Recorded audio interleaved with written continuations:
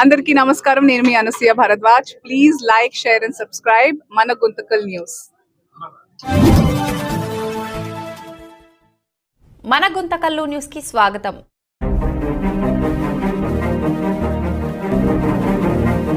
అప్పటి నుంచి దాదాపుగా సంవత్సరం పైన దాదాపు 17 నెలలు కావస్తా ఉంది.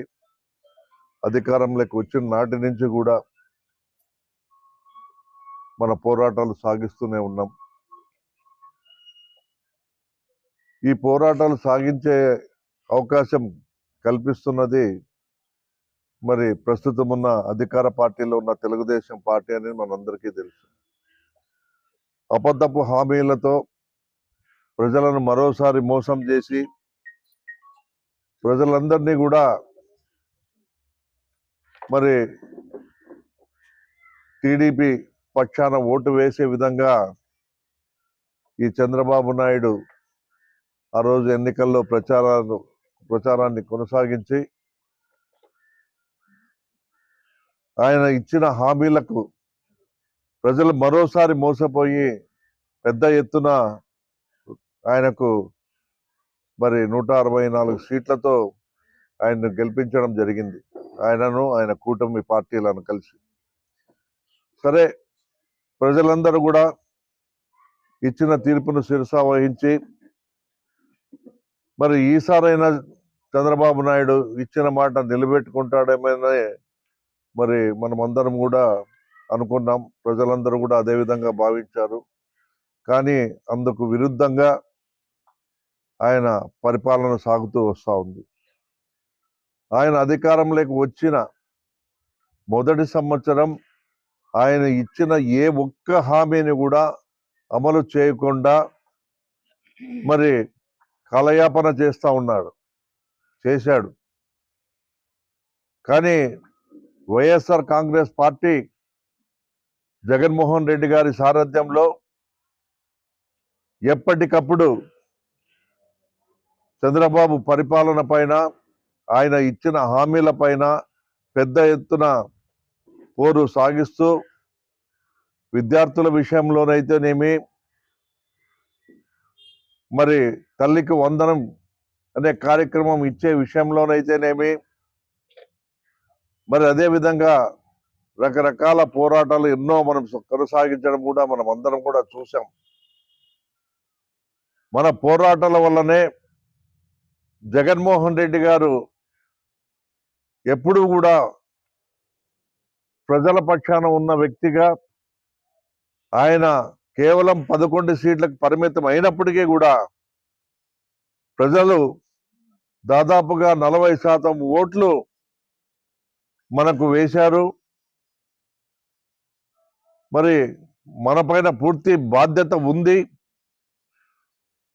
ఇప్పుడు హామీ ఏదైతే దొంగ హామీలు ఇచ్చి, తప్పుడు హామీలు ఇచ్చి అధికారంలోకి వచ్చి మోసం చేస్తున్న ఈ ప్రభుత్వాన్ని ఏ విధంగా మెడలు వంచాలనే ఒక దృఢ సంకల్పంతో మనందరినీ కూడా ప్రజల పక్షాన పోరాడేందుకు మరి ముందుండి ఇవి సాధించేందుకు ఎంతో కృషి చేయాల్సిన అవసరం ఉందని భావించి ఎన్నో రకాలుగా పోరాటాలు చేస్తే ఒక సంవత్సరం తర్వాత తల్లికి వందనం అనే కార్యక్రమం ఆయన మరి ఈ మధ్య కాలంలో ఇచ్చిన విషయం మనందరికీ తెలుసు. అదేవిధంగా రైతుల తరపున పోరాటం చేస్తే రైతు భరోసా కూడా మరి అరకొరగా ఆయన రైతులకు ఇచ్చిండే విషయాన్ని కూడా మనందరికీ తెలుసు. అదేవిధంగా గ్యాస్ మాట అయితే ఒక సిలిండర్ ఇచ్చేసి చేతులు దుడుపుకొని ఆ గ్యాస్ అనేది ఏమైందో, మరి ఎవరికి డబ్బులు పడుతున్నాయో కూడా తెలియని అయోమయ పరిస్థితిలో ప్రజలందరూ కూడా ఉన్నారు. ఈ మధ్యకాలంలో మహిళలకు ఉచితంగా బస్సు అనే కార్యక్రమం వేసి అందులో కూడా రకరకాలుగా ఆంక్షలు పెట్టి చాలా మహిళలను ఇబ్బంది పడుతున్న విషయాలు మన దృష్టికి కూడా వస్తూ ఉన్నాయి. ఈరోజు మళ్ళా రాష్ట్ర వ్యాప్తంగా ఏర్పడిన సమస్య రైతు సమస్య. అన్నదాతలకు కనీసం యూరియా కూడా అందివ్వలేని ఈ ప్రభుత్వం ఎంత చేతగాని ప్రభుత్వం ఒక్కసారి మనం ఆలోచన చేసుకోవాలి. తెలుగుదేశం పార్టీకి చెందిన నాయకులు ఈ యూరియాను అక్రమంగా మరి ఎక్కువ రేట్లకు రైతులకు ఇచ్చే కార్యక్రమం జరుగుతూ ఉంది. పెద్ద ఎత్తున బ్లాక్ మార్కెట్లో మరి యూరియాను అమ్మి ఆ రకంగా కూడా రైతులను మోసం చేసి సొమ్ము చేసుకునే పరిస్థితిని ఈరోజు రాష్ట్ర వ్యాప్తంగా మనం చూస్తూ ఉన్నాం. దీన్ని కప్పిపుచ్చుకునే దానికి రైతుల తరపున పోరాడే మా పార్టీ చెప్తానే ఉంది. రైతు సమస్యలు ముందు నుంచి ప్రత్యేకంగా మన ప్రభుత్వం ఉన్నప్పుడు రైతు భరోసా కేంద్రాల ద్వారా అన్ని రకాలుగా విత్తనాలు అయితేనేమి, ఎరువుల పంపిణీ అయితేనేమి, యూరియా అయితేనేమి, పెస్టిసైడ్స్ అయితేనేమి, అన్నీ కూడా డైరెక్ట్గా రైతు భరోసా కేంద్రాల ద్వారా ఆ రోజు మన ప్రభుత్వం రైతులకు అందజేసి మరి అంత ట్రాన్స్పరెంట్గా పనిచేస్తే ఈరోజు ప్రజలను మోసం చేయడమే కాక ప్రధానంగా అన్నదాత అయిన రైతును కూడా నడ్డి విరిచే విధంగా ఈ యొక్క ప్రభుత్వం ముందుకు అడుగులు వేస్తూ పోతా ఉంది. ఎప్పుడైనా గతంలో జగన్మోహన్ రెడ్డి గారు 5 సంవత్సరాలు పరిపాలన చేశారు.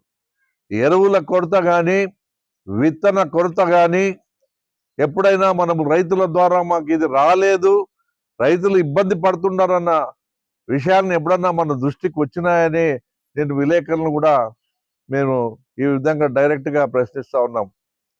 కానీ ఆ రోజు ఎటువంటి సమస్యలు లేకుండా రైతులు మరి ఎంతో ఆ రోజు సహాయాన్ని మా ప్రభుత్వం ద్వారా పొందినారు.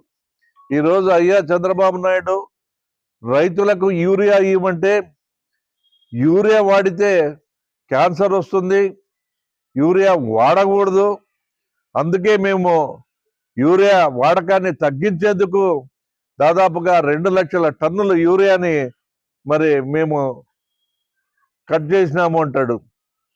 ఇదెక్కడి న్యాయమయ్యా? ఇదే పరిస్థితి ఇలాగే కొనసాగితే కనీసం రైతులకు యూరియా లేకోకుండా వరి సాగులు ఎట్లా చేస్తారు? ప్రధానంగా ప్రతి పంటకు కూడా మరి యూరియా మన దేశంలో ఒక ప్రధాన ఎరువుగా మారిపోయింది.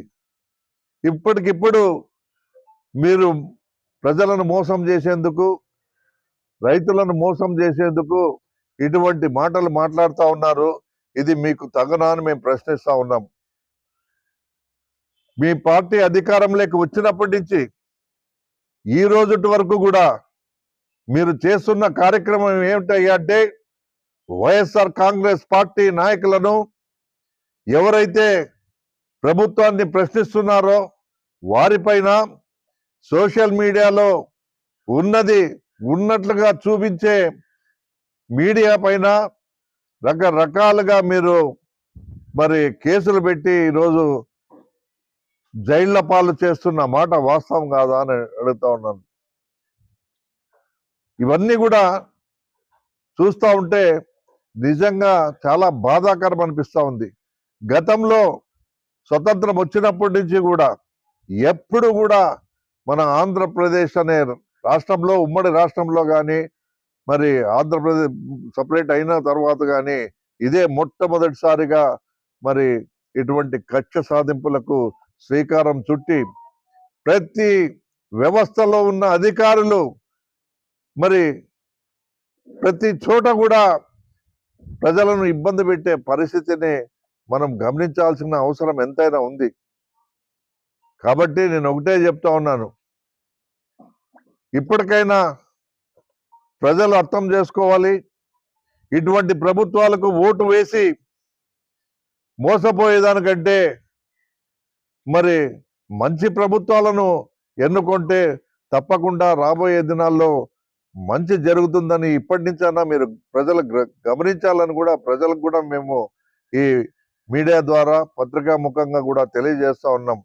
ఏది ఏమైనప్పటికీ ఈ నెల 9వ తారీఖున మంగళవారం ఉదయం 9 గంటలకు ఆర్డీఓ కార్యాలయానికి వెళ్ళి మనమందరం కూడా ప్రతి రైతు కూడా నియోజకవర్గ స్థాయిలో ప్రతి రైతు కూడా పాల్గొని మన యొక్క నిరసన గళాన్ని వినిపించే విధంగా మరి ఆ కార్యక్రమంలో పాల్గొని మరి పెద్ద ఎత్తున రైతులు వెళ్ళి మన వినతి పత్రాన్ని ఆర్డీఓ గారికి సమర్పించాల్సిన అవసరం ఉంది కాబట్టి ఆ విధంగా వైఎస్ఆర్ కాంగ్రెస్ పార్టీ పిలుపు ఇచ్చింది కాబట్టి ప్రతి ఒక్కరిని కూడా నియోజకవర్గ స్థాయిలో ఉన్న ప్రతి నాయకుడు కూడా ప్రతి రైతు కూడా ప్రతి వైఎస్ఆర్ కాంగ్రెస్ పార్టీ కుటుంబ సభ్యులందరూ అభిమానులు శ్రేయోభిలాషులు అందరూ కూడా పెద్ద ఎత్తున తరలి రావాల్సిందిగా ప్రతి ఒక్కరికి కూడా ఈ పత్రికా ముఖంగా మీడియా ముఖంగా తెలియజేసుకుంటూ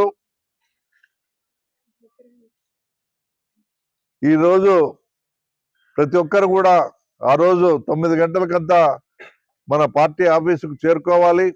పార్టీ ఆఫీసుకు చేరుకొని ఇక్కడి నుంచి మనమందరం కూడా బైక్ ర్యాలీ ద్వారా మరి మనము ఆర్డీఓ ఆఫీస్కు మరి పోవాల్సి ఉంది కాబట్టి మనకు చాలా దూరం ఉంది.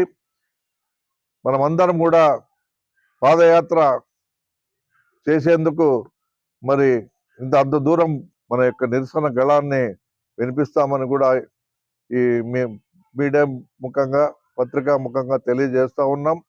ఈ అవకాశం కల్పించిన మీడియా మిత్రులకు మరి పాత్రికేయులకు ఈ కార్యక్రమంలో పాల్గొన్న ప్రతి ఒక్కరికి కూడా మరోసారి పేరు పేరున ధన్యవాదాలు తెలియజేసుకుంటూ థ్యాంక్ యూ.